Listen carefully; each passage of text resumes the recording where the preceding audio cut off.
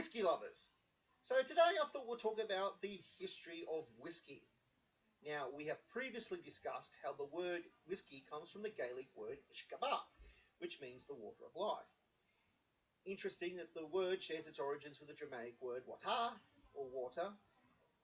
The Slavic also share the origin of the word water with its word vodka. So whisky and vodka both mean the water of life. There you go, Lindsay. Vodka is just as good as whisky.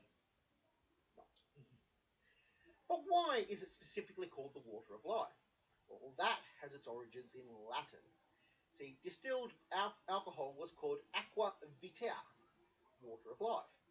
And this was largely because distilled alcohol was used for medicinal applications, easing sore throats, chest infections, and cleansing wounds to stop them from getting infected and pus falling off. Now, today we understand that's because alcohol killed bacteria, but this was almost magic to the peasants of the Middle Ages and was a very closely guarded industrial secret. Now, the Italians are the first to be considered to be the first to begin the distillation of alcohol. But distillation itself, the technique of distillation, actually was first practiced by the Babylonians in Mesopotamia in the 2nd century BCE, before current era. But there's no evidence they directly distilled alcohol. They mostly used it for distilling perfumes and other aromatics. The Greeks also distilled scents and other chemicals, and not alcohol, and took this technology to Asia Minor, or the Middle East as we know it today. And then in turn, the medieval Latins learnt the technology of distillation from the medieval Arabs. There you go, something else the Western society owes to the Arabs. Now, the earliest records of the Latins using distillation comes from the 12th century CE, current era. Latin monks started distilling alcohol from wine to use for medicinal purposes, to treat colic, smallpox, in about the 13th century. It soon started spreading across. The art of distillation soon started spreading across Europe from monastery to monastery and reached Scotland and Ireland in the 15th century. Again, this was also the time-honored tradition, probably mostly from wines. But the first recorded actual whisky production is from 1494, with a check and a roll showing that malt was sent to the Friar John Core by order of the king to make about 500 bottles of aqua vitea. And that would be King James IV of Scotland. Thus, whisky is a holy spirit. Now, you have to understand, this was barely whisky by today's standards. It was raw, it wouldn't have been aged, it was potent and it was not diluted. But everything has to start somewhere.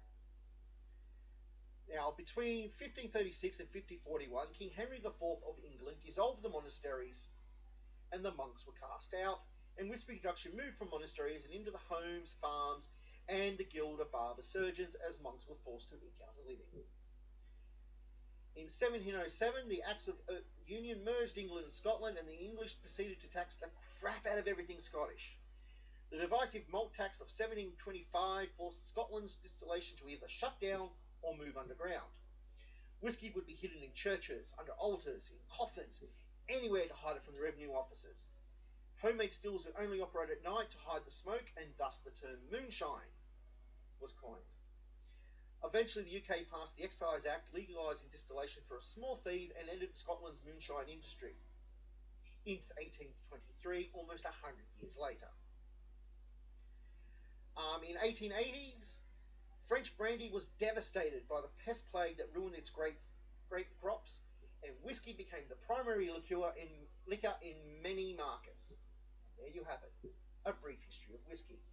Now, last week I said I had some news I wanted to share. Now, most of you probably already heard it if you followed my Facebook posts. However, I suspect Josh, who's not on Facebook anymore, has not. So here's the thing. My whisky club, if I get my monthly whisky from, often has many competitions going. One of the most regular competitions is that month's whiskies distillery will send them a bottle of rare whiskey or merchandise that they will then put into a drawer and it wouldn't be named. Every bottle of whiskey you buy that month put your name in the draw. And since I can only afford one, and it's 1,000 members in this club, I thought I'd never win. I actually won this time. So, very soon coming to me will be a 30-year-old Glenfiddich worth $1,000. I'm still in shock. So, yeah, so sometime soon, I'm hoping it will arrive with next month's delivery, which probably should be next week or the week after. I will be trying a 30-year-old Scotch. So, I'm very excited about that. So, yeah, so keep an eye on this channel. So in the meantime, I'm going to have some Long Highland Park, because I feel like something peaty.